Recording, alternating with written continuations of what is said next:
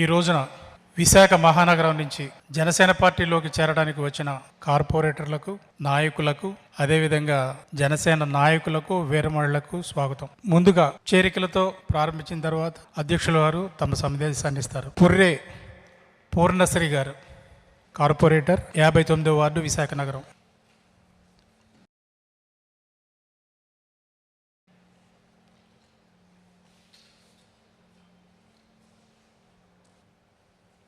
నలభై 42వ ward corporator శ్రీమతి లీలావతి గారు అనారోగ్య కారణాల వల్ల రాలేకపోయారు.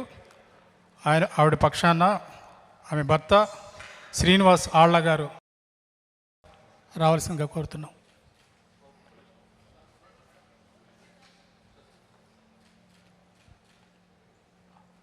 నలభై 43వ కార్పొరేటర్ పెద్దిశెట్టి ఉషశ్రీ గారు, ప్రముఖ బ్యాడ్మింటన్ క్రీడాకారిణి ఉషశ్రీ గారు.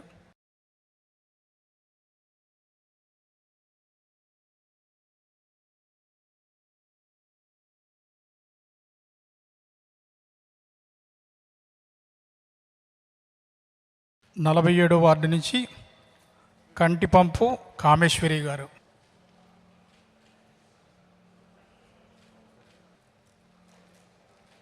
77వ వార్డు నుంచి బట్టు సూర్యకుమార్ గారు.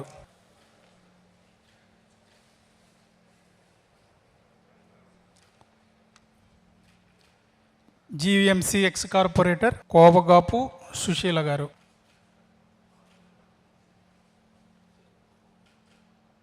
శ్రీ కనక మహాలక్ష్మి ఆలయం మాజీ చైర్మన్ చెర్రిపోతుల ప్రసాద్ గారు.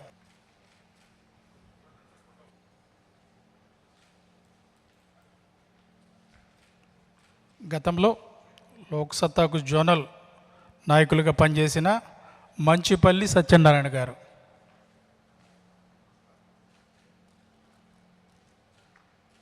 జీవీఎంసీ మాజీ కార్పొరేటర్ బూడులపాటి ఉమామహేశ్వరరావు గారు.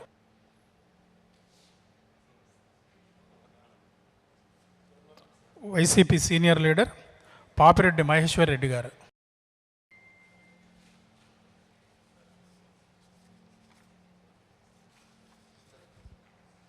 అధ్యక్షుల వారిని తమ సందేశం అందించవలసిందిగా కోరుతున్నాం. జనసేన పార్టీలో జాయిన్ అయిన వైసీపీ పార్టీ నుంచి వచ్చిన కార్పొరేటర్స్ అందరికీ జనసేన పార్టీ తరఫు నుంచి మీకు మనస్ఫూర్తిగా మీకు హృదయపూర్వక స్వాగతం పలుకుతున్నాను. మీ అందరికీ మనస్ఫూర్తిగా మీ అందరినీ జనసేన కుటుంబానికి ఆహ్వానిస్తున్నాను.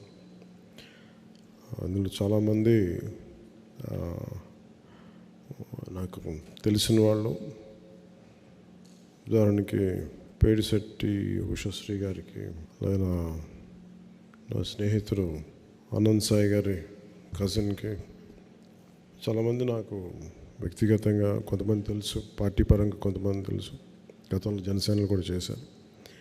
మరి మనస్ఫూర్తిగా మిమ్మల్ని జనసేనలోకి ఆహ్వానిస్తూ ఉన్నాం.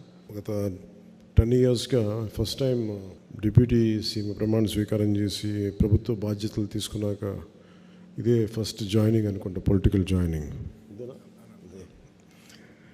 సో నాకు ఇష్టమైన వైజాగ్తో మొదలైంది.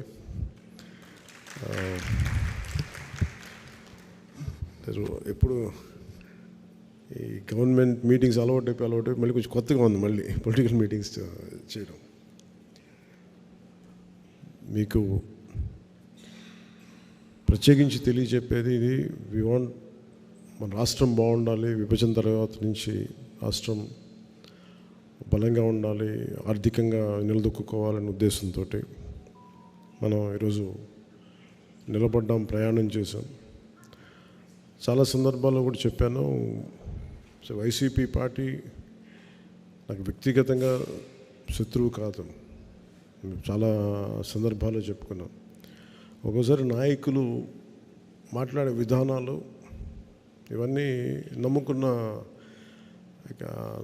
నాయకులు నష్టపోతారు. సో మాకు జనసేన పార్టీ తరపు నుంచి మీ అందరికీ మేము మీకు బలం ఇచ్చేవాళ్ళం, మిమ్మల్ని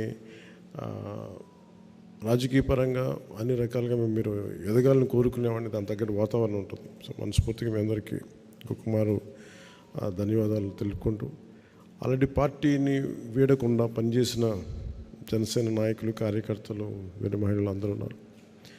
మీరందరూ కూడా వారితో మమేకమై అందరం కలిసి పనిచేద్దాం. భవిష్యత్తులో కూటమి ప్రభుత్వం వైజాగ్ కార్పొరేటర్ ఎన్నికల్లో మనం బలంగా విజయం సాధించాలని కోరుకుంటూ మీ అందరి సహాయ సహకారాలు కావాలి. వైజాగ్లో మీకు తెలుసు, ప్రత్యేకంగా పొల్యూషన్ సమస్య చాలా బలంగా ఉంది. దేశంలో కూడా ఎక్కడ లేనంత కాలుష్యం, వాయు కాలుష్యం కానీ, పర్యావరణ నీటి కాలుష్యం కానీ చాలా ఎక్కువ ఉన్న నగరం వైజాగ్ జిల్లా. సో ముఖ్యంగా కార్పొరేటర్స్గా మీ అందరికీ చాలా బలమైన బాధ్యతలు ఉంటాయి. ఈ ఎన్వైరన్మెంట్ పొల్యూషన్ బోర్డు శాఖను కూడా నేనే హెడ్ చేస్తూ ఉన్నాను. దాంట్లో భాగంగా నేను వైజాగ్కి వచ్చినప్పుడు మీ దృష్టి కొన్ని సమస్యలు తీసుకొస్తాం. మన ఈ మధ్యన విశాఖ కాలుష్యం ఎలా ఉంది అనేది ప్రత్యేకించి వంశీకృష్ణ యాదవ్ గారు అడిగారు నన్ను అసెంబ్లీలో. ఆయన మొట్టమొదటి అడిగిన చాలా వ్యాలిడ్ ప్రశ్న అది. సో దానికి చాలా వివరంగా చెప్పాను. ఇంకా దాని నుంచి తీసుకునే సూచనలు తీసుకొని వైజాగ్లో ఈ మన ఎన్నికలు అయిపోయిన వెంటనే ఒకసారి ఎన్వైర్న్మెంటల్ ఆడిట్ చేయాలి. కాలుష్యం ఏ స్థాయిలో కాలుష్యం ఉంది, భవిష్యత్తులో తీసుకోవాల్సిన చర్యలు ఏంటి, వీటన్నిటి మీద ముందుంటాం. అలాగే ఇది నగరానికి సంబంధించి ఎప్పటికప్పుడు కొత్త నిర్మాణాలు కానీ, ఇన్ఫ్రాస్ట్రక్చర్ డెవలప్మెంట్ కానీ, ముఖ్యంగా ఈ రియల్ ఎస్టేట్